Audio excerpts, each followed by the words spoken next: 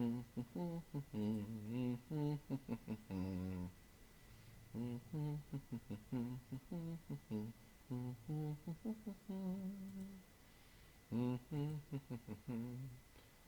right. Believe we are going. I think we're here, everybody. All right. Welcome. Good morning / afternoon / whatever time period you may be watching this on. I'll take afternoon for 500, Chris. You weren't supposed to talk yet, mysterious special guest person. You do what I say. I'm sorry! Hopefully they can hear you okay from the volume levels that I have right now. Hello, everybody. All right, it is precisely 12 noon Pacific time on Saturday, May 13th. And I suppose if you haven't already refreshed your page and been able to tell what's going on just yet, or if you're perhaps watching this archived later on my YouTube channel, then I suppose you've already figured out what our big announcement is. After a very long time, a much longer time than you might even know, of wanting to make this happen, we are in fact finally making a Terrain of Magical Expertise video game project. So I would like to now properly introduce, first of all, a new good friend of mine who is, as far as I'm concerned, I mean, he disagrees, but I don't care. He's wrong, and that's okay. The man who's basically making this entire thing all possible. So please introduce yourself to the many fans of this show. Hello, folks. My name is Michael Prinke. I've been a video game programmer for about the last 5 years now. Among my past credits, I worked at WayForward for a couple of years. I did not work on DuckTales or Shantae, before you ask, but I did work on Till Morning's Light, which was pretty interesting horror adventure game type of thing. I recommend you check it out. Aside from that, I've bopped around between a handful of independent productions, which is how I eventually came to meet Chris. We have collaborated on a past project together. Yes, indeed. And so I guess to kind of, before we tell that story, I should double back and explain myself a little bit. To any of you all who may or may not have been or have at least seen the recording of the the TOME series finale panel that we did at Anime Expo in 2015, which is now almost, that was almost 2 years ago now. At the very end of the panel, I asked a little cheeky question and asking about, does anybody want to see TOME Season 3? Woo! Does anybody want to see a TOME video game? Wow! Etc. I had eventually kind of made the decision in the last couple of years to forego doing TOME Season 3, ultimately because I wanted to focus on doing the game project. I had been kind of, very brief history, I originally wanted to do, even way back, like, I'm talking like early 2000s, before the original TV TOME Adventure series, I wanted to do this as a game of some kind. I took to attempting to learn ActionScript, which did not go very well, and I learned very quickly that programming was not for me. Oh, that's not just you. That's ActionScript, man. Yeah, well, I mean, I'm sure that didn't help much. Perfectly serviceable language, but not a tremendously easy environment to learn how to build games in. No. But do go on. Yeah, making websites and making a button you can click to make dialogue happen in a Flash cartoon, sure. Making games, not so much. Nonetheless, and actually there had been a couple points throughout doing the 2011 web series that I'm sure you guys are all much more familiar with listening, that I had talked to a couple people in particular about the prospect of doing one, but it just, for various reasons, it didn't quite go that way. But Mike, do you remember actually, because I was thinking about this when I have a little cheat sheet outline in front of me, but I was thinking about, do you remember much of like how the conversation went when like I pitched you the concept of I remember more than you think I remember, probably. Sorry about that phone in the background. Anyway, if there are a couple of noises in the background as I'm talking, Like a dog barking? It's like a dog barking, like a small little sausage barking at me. That's a potential. I hope Dougie makes a cameo. Sorry, carry on. Doubtless, Douglas Adams will interrupt me at some point. But anyway, so real quick, apologize if there's any noises. But no problem. So I remember a little bit more about that conversation than I think you think I do, because I have this very distinct association with it. I had been at GDC, thinking about winding down the project that we had already been working on together for some time. And as I was walking through San Francisco, kind of contemplating what my next project could be, what I could move on to, I actually thought about TOME, because you had brought up a number of occasions that you wanted to organize a TOME game. You had described it in short form as being kind of a Mario RPG or Paper Mario inspired type of RPG. And I was like, that's kind of exactly the sort of thing that I would like to work on. It's one thing to want to work on those sorts of things. It's another thing to find opportunities to do it. And I thought to myself, this is probably the best shot that I'm going to have in a while of making this, kind of quirky, fun, but nevertheless fairly action-packed kind of RPG. And so I was actually going to try and poke you into letting me build a prototype. I've never told you that. No. But that was something that was on my mind. And then the very next time we had a phone call, you brought it up. Yeah, I remember. Well, we talked officially about, hey, do you want to do this? Towards the end of last year. I had been drawing up for a year and a half, I think at that point, documents on different ideas and developing a bit of what I have of the story and everything, and a lot of the combat stuff and everything. I hadn't done I hadn't produced any assets or anything, of course, but we talked about it at the end of last year.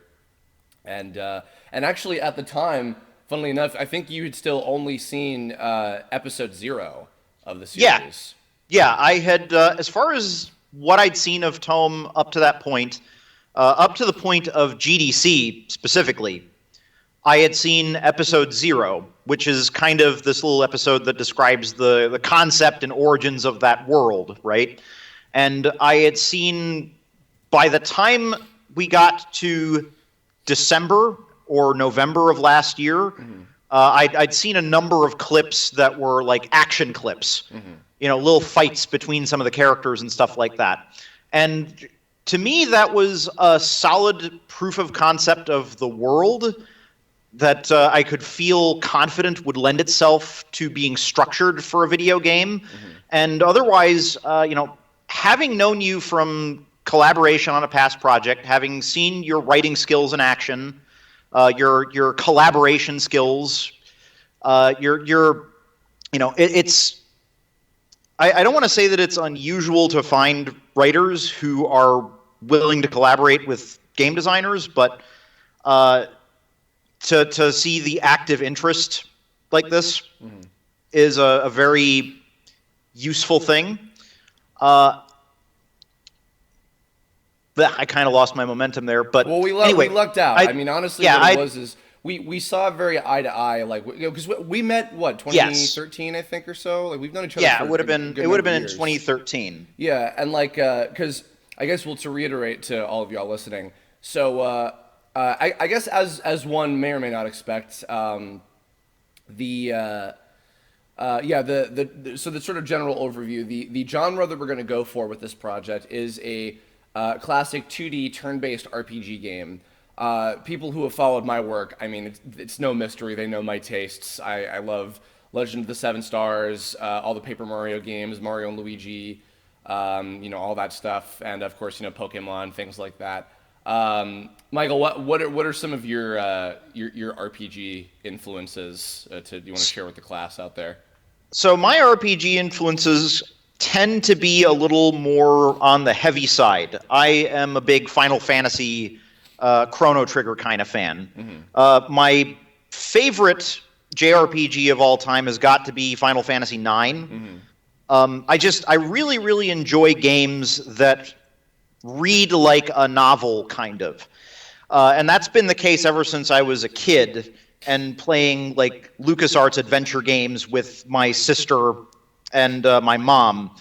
And so that's a taste that's been instilled in me for a very, very long time. I only got into the Mario RPGs much, much later, after having been kind of dismissive towards them when I was like a teenager. But, I started playing Paper Mario 2 a little while ago, and I was like, this is, what? The simplicity of this is, it just flows so well compared to how cumbersome, sort of bigger, heavier RPGs can be sometimes. You know what I mean? Where they keep the math simple, they keep the experience simple, they've got the button press mechanics to keep you tuned into the action a lot more. And I was interested in experimenting with that kind of thing myself, and I feel like this project is an opportunity to kind of bridge those interests for me. Yeah, I mean, it's funny because I think Michael and I's crossroads here are, Paper Mario and Chrono Trigger, certainly. We often joke with each other about how, like, Mike, you got to play Mario RPG Legend of the Seven Stars, and he's like, you got to play Persona, and I'm like, I know, we'll get to that at some point. I eventually got to not Paper Mario. I eventually got to Mario RPG, but then I died and lost all my progress. Funnily enough, too, as a little side note, it actually took us a pretty good while before we. I guess for me personally, it took me a while to decide that a turn-based RPG was the genre that was right. Pardon me, I just had lunch, so I'm very burpy. Excuse me. That's cool, man. It took me a while to realize that a turn-based RPG in the style of the stuff I grew up with was the right genre for it. There were so many other... I think it was because I thought it was too, like, it's so obvious. It's like, it's so generic of a choice or whatever. So I remember experimenting around a lot of things. Like, there was an idea for having it be kind of like a Smash Brothers type, like, platformer, like a Subspace Emissary sort of thing. And then I was thinking about having it be like a RPG party game, like a Mario Party-esque thing with like RPG battles in it or something. I tried a lot of these different experimental sort of things.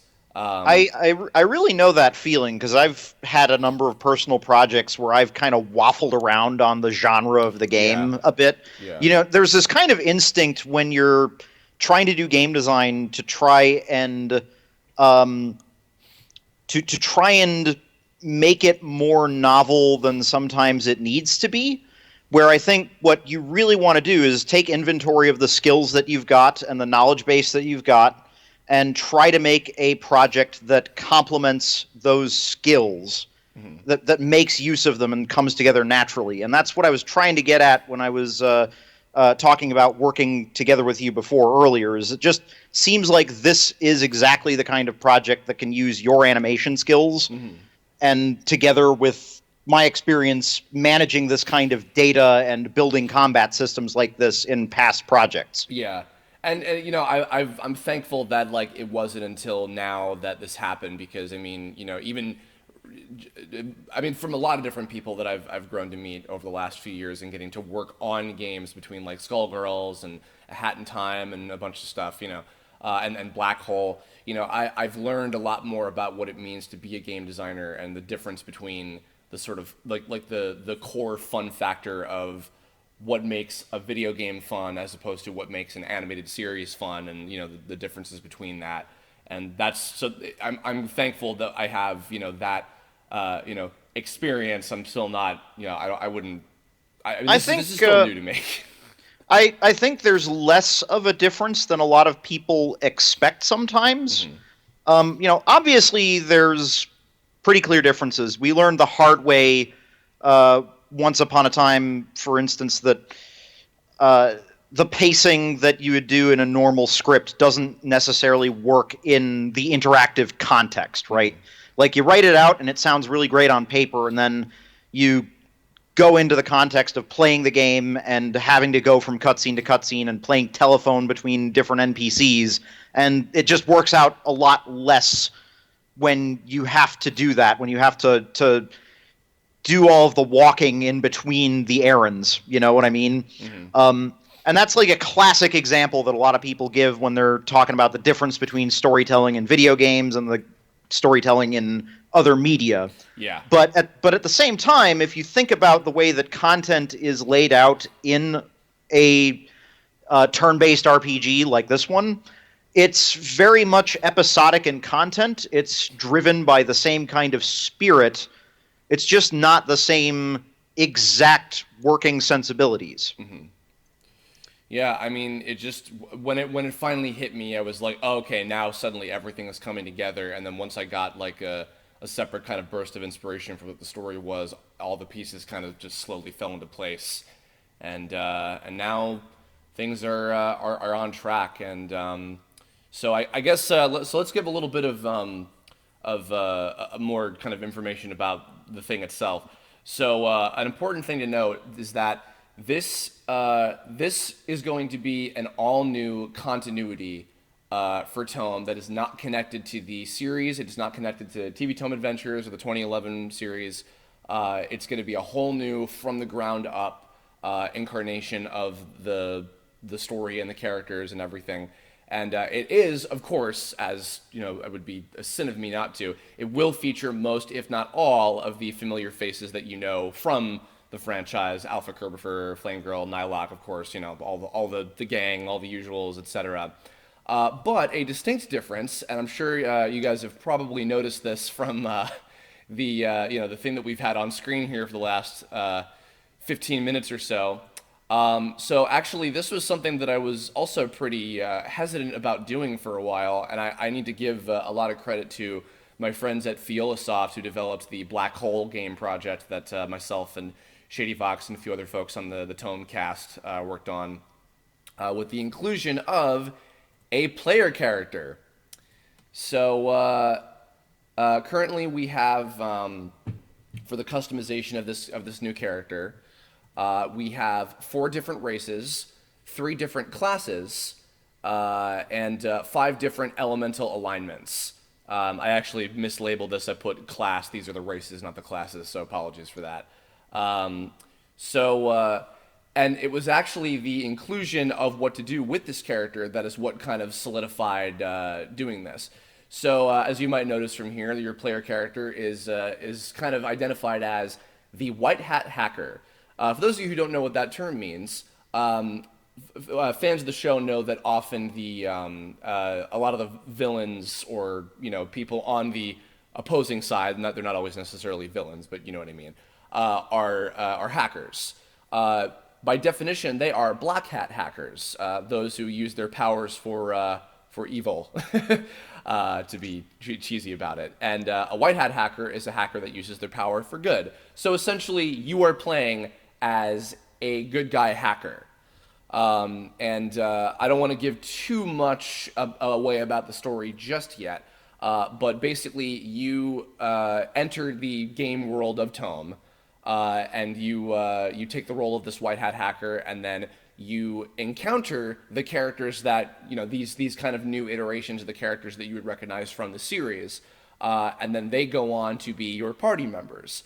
So you have your own character, and then you have like the gang who you see, and they'll be updated. In fact, they already have been, and yeah, so it kind of goes from there. And so that's the very, very basic gist of what we're going for. So turn-based 2D graphic RPG with a player character that's customizable. These are the different designs that we've gone with, and I'll have some more information a little bit about your inclusion as we get towards the end of this.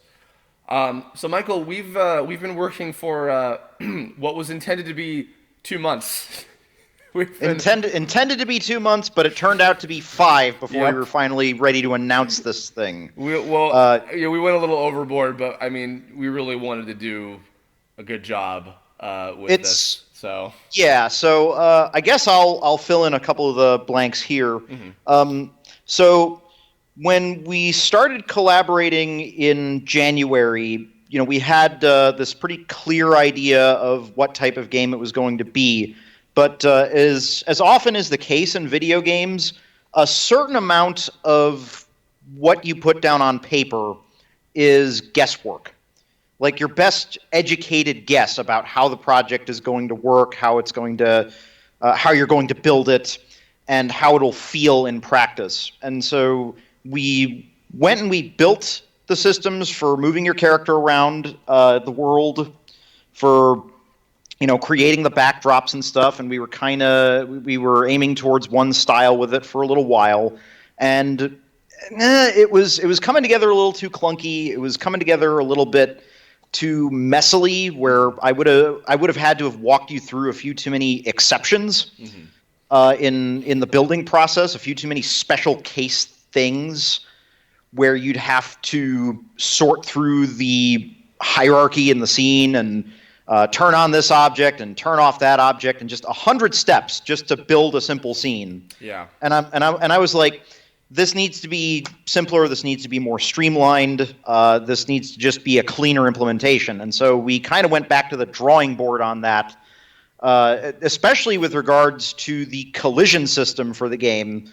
I don't know if we've dropped this factoid yet, but we are aiming towards making this an isometric, kind of diagonal view game, very similar to Mario RPG. Right. For specifically the overworld. The overworld Yes. is very akin to that. The battle system is actually a little bit more along the lines of the Paper Mario games, where it's side to side. Yeah. And the character sprites look much more like they look like what you're seeing here with the White Hat hacker characters. Yeah, the battle sprites are bigger and more detailed than the overworld sprites. Yeah, exactly. And that has some very strong practical benefits, not having to do it in about 8 different directions. Lessons learned. But anyway, getting back on the topic of collision, one of the things that's challenging about doing an isometric game like this, not necessarily doing it in like 3D, where you just have an orthographic camera and point it down at something, but doing it in full 2D like this, you kind of have this expectation that what you see on screen has to dictate how everything is working. And we kind of ran into a few conceptual barriers there, but eventually we kind of reworked how the collision system was going to work. We reworked how it was going to mesh together with the visuals, and we came up with something infinitely cleaner. We've got a really, really cool external level editor that we're using to assemble environments. Which has been like my new crack. I never knew I could enjoy building environments so much, for being someone that is not super proficient in background design. It's kind of striking how quickly you came up with a few of these test areas that you've given me. But apart from that, we've got it streamlined our workflow a lot to bring that in, and on top of that, it made the implementation a lot cleaner to kind of view it in regards to this. What kind of problem do I want to say this is? It was kind of a workflow problem, is what I think I'm trying to say. And well, also, I mean, to be fair, you also had some other things come up like within these last few months that took some of your time away, and that tends to happen sometimes. So yeah, but I felt it was ultimately worthwhile to address that sort of thing early, and then let the process of building the content be something that was really smooth and really easy to get into. And so far, that philosophy has been paying off in spades. And we've also we kind of had a similar struggle dealing with the combat system as well, where I kind of tried to implement all of it at once for a little bit, but we kind of took a step back and dealt with it one problem at a time. How do you get into a battle? How do you initialize a battle? How do you handle the turn control? And what model can you use in order to structure attacks and abilities and things like that? And now we are sitting on a workable combat system. It still needs a couple of bells and whistles dealt with before it's something that I'm ready to show. yeah. But it is something that I feel confident about as a foundation for the project going forward. And so that's kind of why it ballooned from a 2-month project into a 5-month project. I don't mind whatsoever, because what we've managed to do. I've been working every day. Mike's been working every day that he possibly can. You don't know how fast this guy can animate. I keep working too ahead of him, and then he's like, "Slow down! You don't have to get all this stuff done so quickly." Well, there is something to be said for that, but that's a different talk completely. Well, we also we've been very lucky that we've had a lot of help, actually, from some other good friends of ours, including a few staff members from the web series, and as well as a couple other programmers who have been very kind enough to lend their time in the midst of all this. I guess do you want to talk about on the programming side who you've had? Yeah. You up? So I've got a couple of folks who've been backing me up as I've been building this. I've been responsible specifically for the principal work in the movement system in the overworld, the basics of the UI management, and the basics of the battle system. I've had a couple of other programmers pitch in and take care of some branching tasks for me, so to speak. I've had one Nathan Lindley, who's a programmer we worked with in the past, and he's been doing user interface related stuff. He's the guy you get to thank for making the text scroll across the screen and working the cutscene dialogue stuff working as well. I've basically delegated the entire cutscene system to him, and he's doing just lovely at it. And then we have Scott Gawain, who is a game designer that we've worked with. He primarily specializes in level design. He's going to have a couple of bits of input on that workflow, but he's also helped us organize the battle system and the way that we're going to be structuring enemies and AI a bit. So he's kind of helped us figure out how to get designers connected with the way that the AI will behave. And then on my end, we've had the lovely Weston Durant, who is working on some new music, which I'm very, very much looking forward to. I've heard a little sample of some of the stuff he's got cooking up, and he actually has been, much to my surprise and pleasure, he's been helping out with the visuals of some of the UI stuff. So a lot of the menus and interface stuff looks legit. It looks like you're playing obviously it's not a real MMORPG, but it looks like a real legit it's because it's a game about a game, and you're seeing pop-ups and stuff, and it looks fantastic.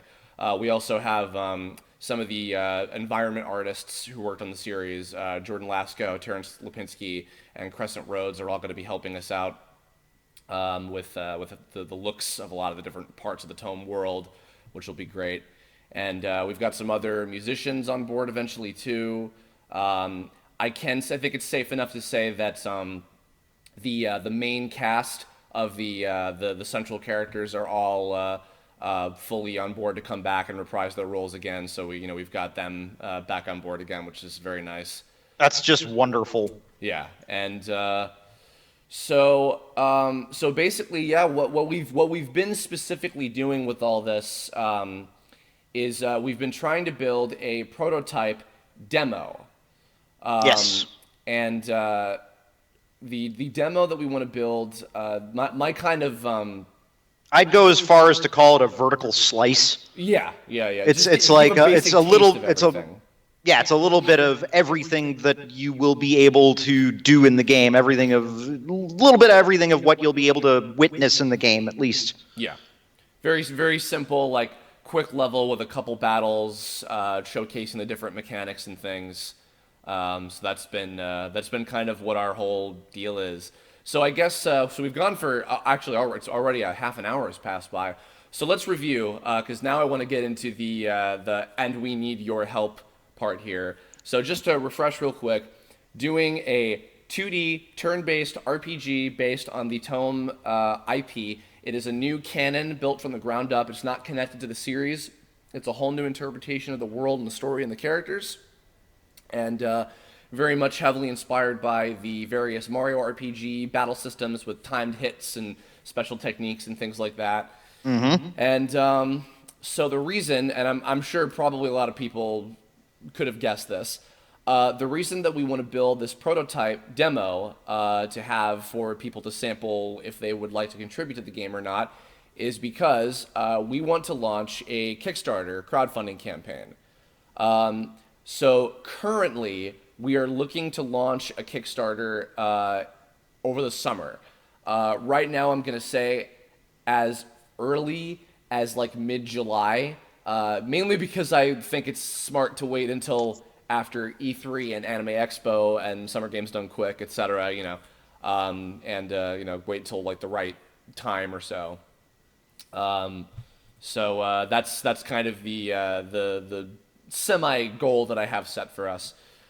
So this is where all of you guys and gals and everything in between watching, whether you're watching this live or watching this archived or whatever, and either way, I would like for you to leave a comment once this video has been archived on my channel and will be open for comments to leave. This is the specific thing that I'm looking for feedback on.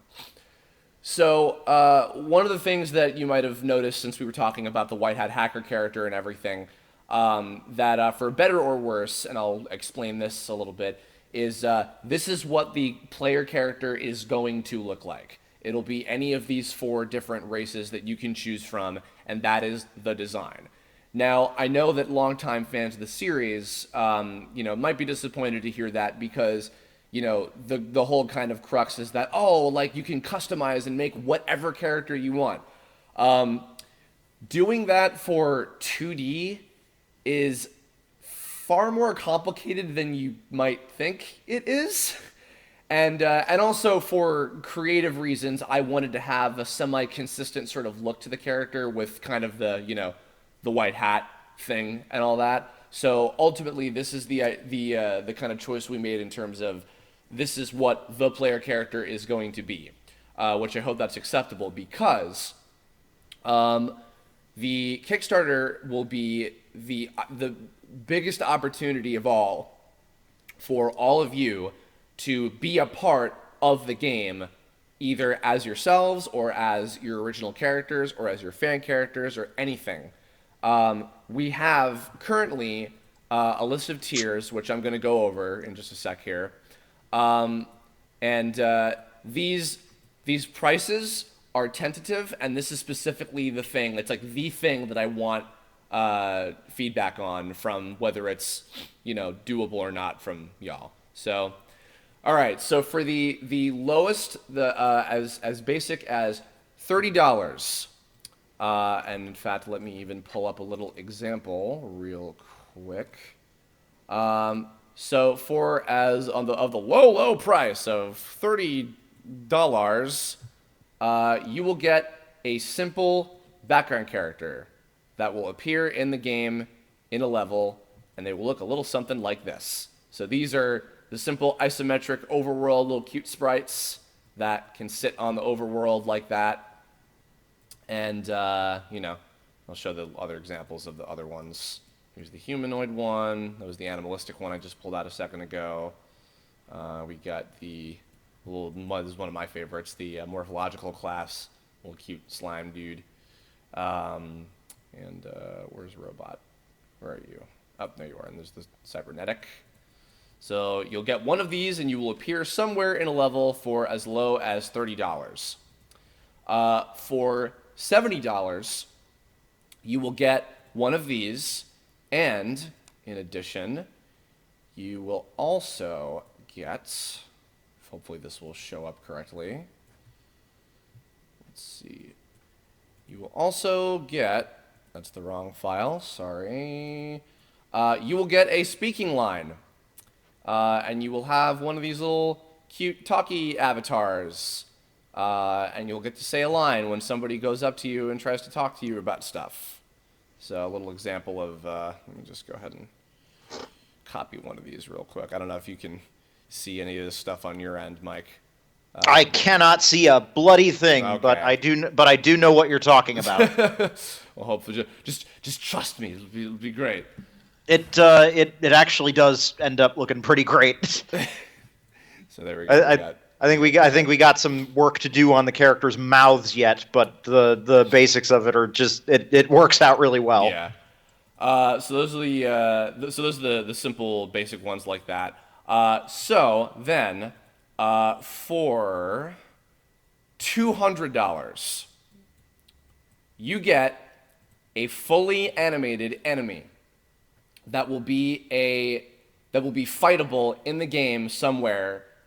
They will have like full idle attacking, jumping, damage, death, item using, etc., all that stuff.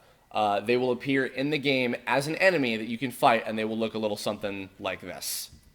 Oh, I have to. Whoops. Let me close that up. Whoopsie. My keyboard is slightly indisposed. So these little idle animation loops of them and everything. So you will get to be in the game and have all your like special attacks that you've always dreamed of and all that stuff, etc. For $350, you will get one of those, and also you will get to appear like in a cutscene somewhere. I won't give some context as to what that means just yet. But yours will be you'll be able to fight them, and also they'll appear like somewhere during some kind of special thing that is relevant to the story and not just in a level. And then finally, we have the $500 tiers. There are two different kinds. But I'll just say that without giving away too much information about that, the $500 tiers, the character will be heavily featured in an important part of the game world. And also the people that donate for that tier will have direct communication with me on the input of what happens with their character and what all their special techniques will be, what their voice will be like, and all that stuff. They'll have like the most direct amount of say. But not that there won't be any say on the $200 tiers and whatever. Like it'll be like you'll be able to provide a like a picture of your character or a written description, some information on some of their abilities. If you can pick like what their class is, their race, their elemental alignment if they have one, that kind of thing.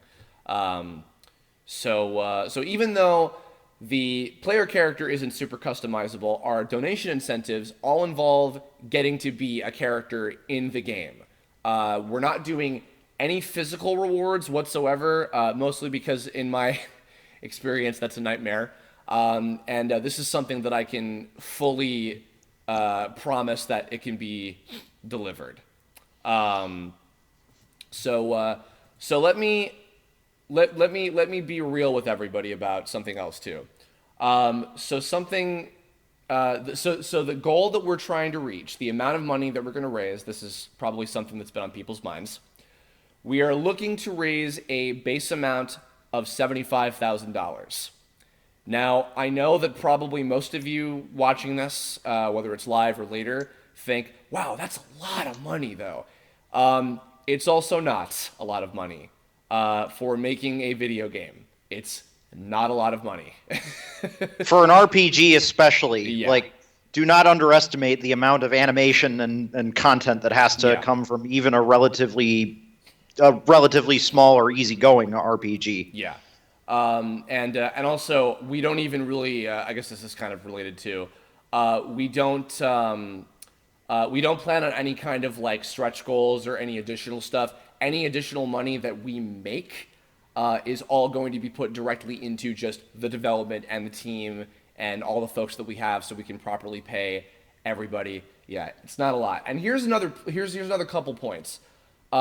From my first and second-hand experience, both with being involved with crowdfunded projects, as well as with donating to projects like that myself, typically tiers that allow you to be a character in the game, from like by and large, are usually something that are in like the 4-digit range, and we're literally charging as low as $30, which. And again, I know that even for some people, well, that's like practically the price of a game. Maybe consider it like a slightly expensive art commission or something. But for just one of those simple overworld sprites, $30. And our friend Scott, who we mentioned before, one of our programmers, did some excellent math for me that I never thought about. So, and this is not, I'm not hashtag humble bragging, I'm just giving numbers here. I have 100,000 subscribers on YouTube. I have 25,000 followers on Twitter. We have close to about 13,000 likes on the Tome Facebook page. If we get a fraction of that, if we get 2,500 people, which is just a fraction of any of those numbers I just listed on any of my social media stuff, if we get 2,500 people of those people donate as low as just the $30 tier for a background character, we will make the $75,000 that we're asking for. So, I've ebbed and flowed on this a little bit over time, but I'm mostly pretty confident that we can make that budget, and maybe even more if possible, if people are so gracious. I feel similarly. I feel like this is a pretty doable goal for a project of this kind of scope. And I feel like this is a worthwhile project to do it for. And I'm saying that having been involved on a couple of Kickstarter projects in the past that, let's say may have hit a few bumps in the road, a few bumps specifically in the road to getting funded. If ever there was another one that I was going to get involved in, this is the one that I'd pick, is what I'm trying to say.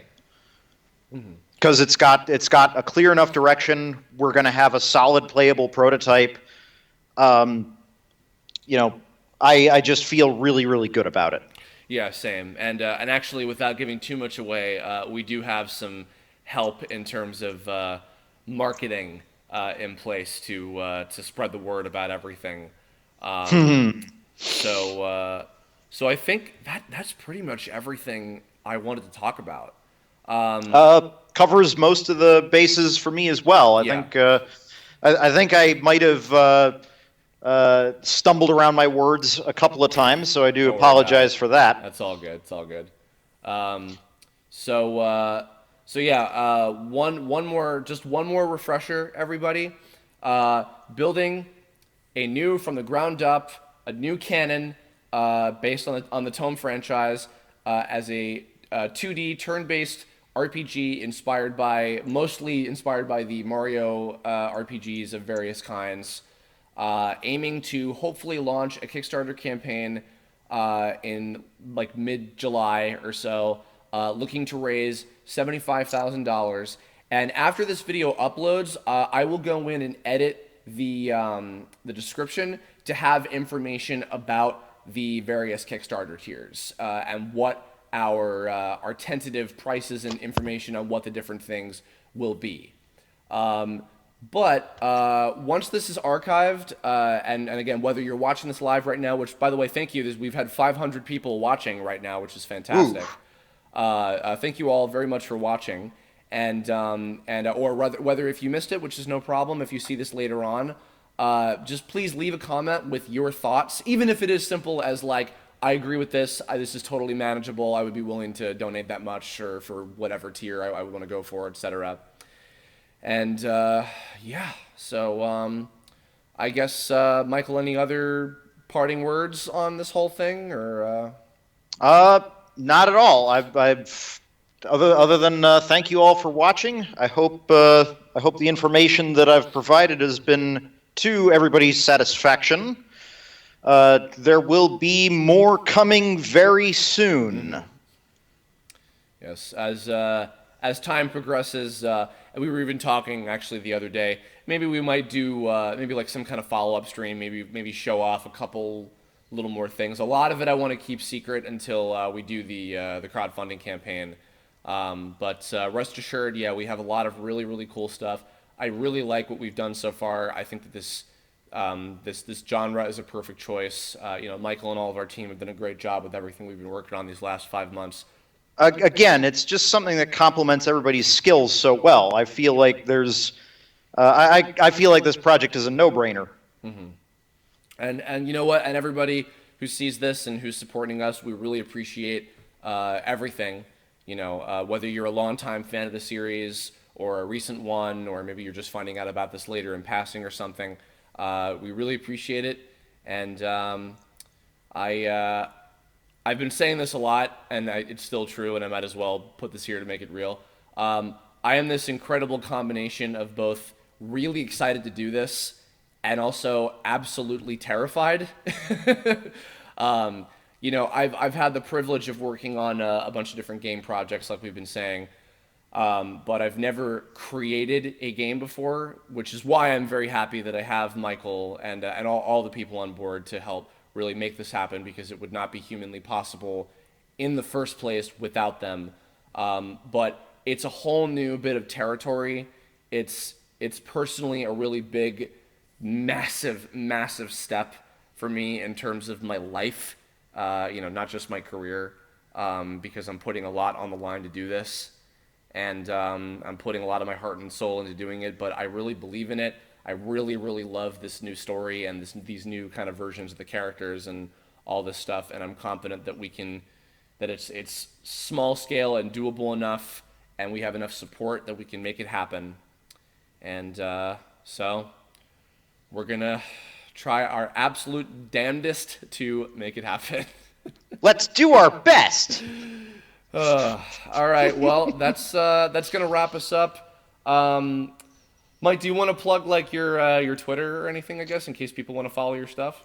If you have any questions for me, then you can direct them to me on Quora. I am a top writer in video game related topics there.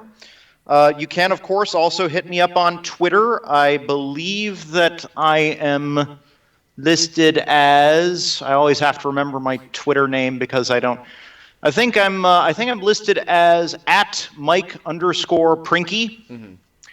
Mm-hmm. Yes, there it is. But otherwise, yeah, get a look at my Quora. I talk about video game development. I talk about video game technical design there. So you'll learn a lot. I also talk incredibly pedantically and at great length, whether you like me to or not, about Star Wars. What's not to like? I mean, well, everybody's got to have a hobby, and for me, it can't always be going back to video games. Right. And that is another thing. Storytelling and writing are some of my favorite things, and it's just such a joy to be involved in a game that's putting it front and center again.